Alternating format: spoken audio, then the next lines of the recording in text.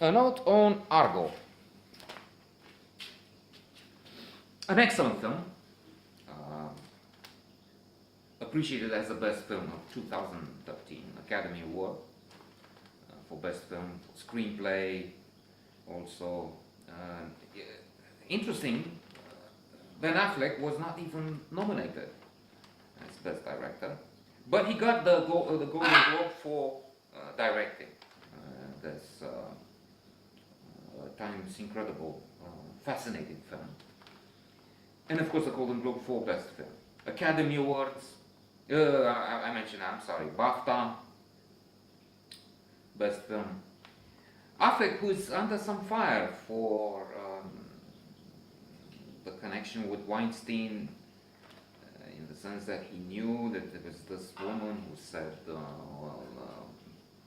don't know, fuck you, Ben Affleck, but you knew, and man, don't give me that shit, because anyway, some polemic surrounding which is now so much larger because we have Kevin Spacey and some guys, I don't know, producers, the executives at Netflix is cutting off any connection with Spacey, but it's at other Amazon, maybe people were involved in programming have to resign or fire because of harassment or whatnot.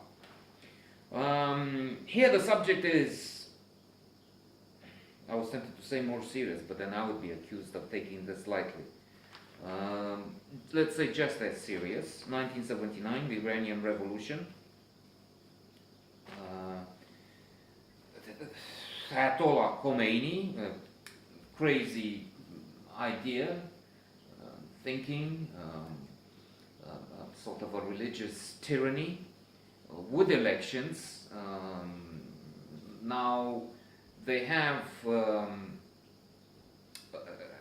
and they've had before a more milder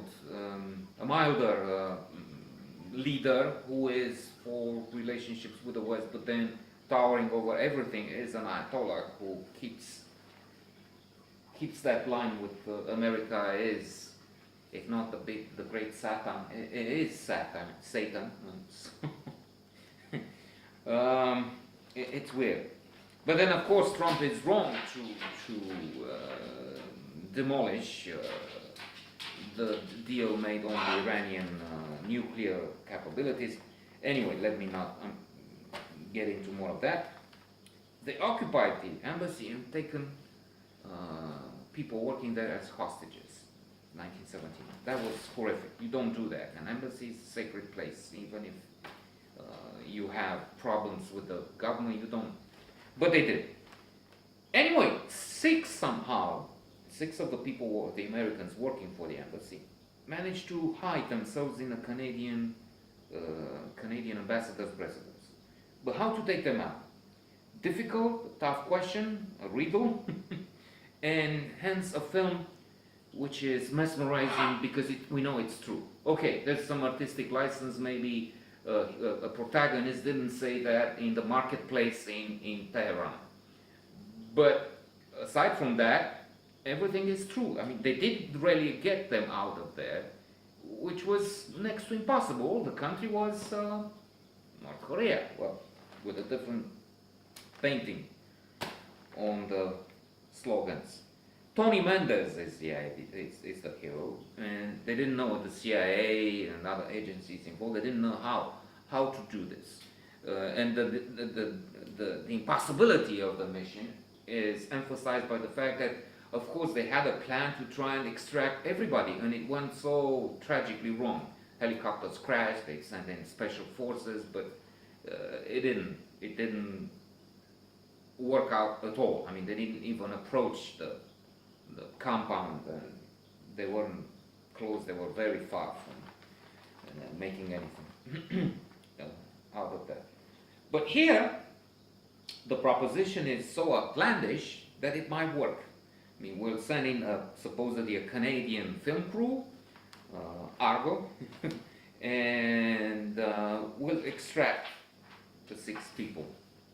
Not by, as was one of the plans, making them travel all the way to the border and face execution, death, face the many revolutionary guards in place, all the way and everywhere in New Iran, and revolutionary guards, which by the way, who by the way were on the trail.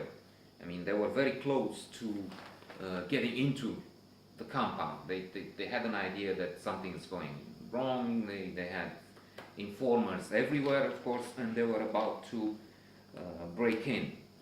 There are so many moments when, well, all the film is, you pray that they're saved, and you think they got them now. I'm thinking the moments when in the embassy, the revolutionaries again, which is, I mean, these are just stupid bastards. Nah. The idea of revolutionaries is good. It's somebody who brings in democracy where they have a tyrant. The revolutionaries would be those North Koreans, eventually, inshallah, someday, who will depose the stupid little rocket man, in the words of the rather little lunatic from the White House this time. But revolutionary guards in Iran, come on, I mean, these are the retrogrades, these are the reactionaries. But anyway, they're in the compound, and they go through the sheets which have been torn. When they saw that the embassy is going to be occupied, the personnel in there tried to destroy every possible document. But now they're in the process of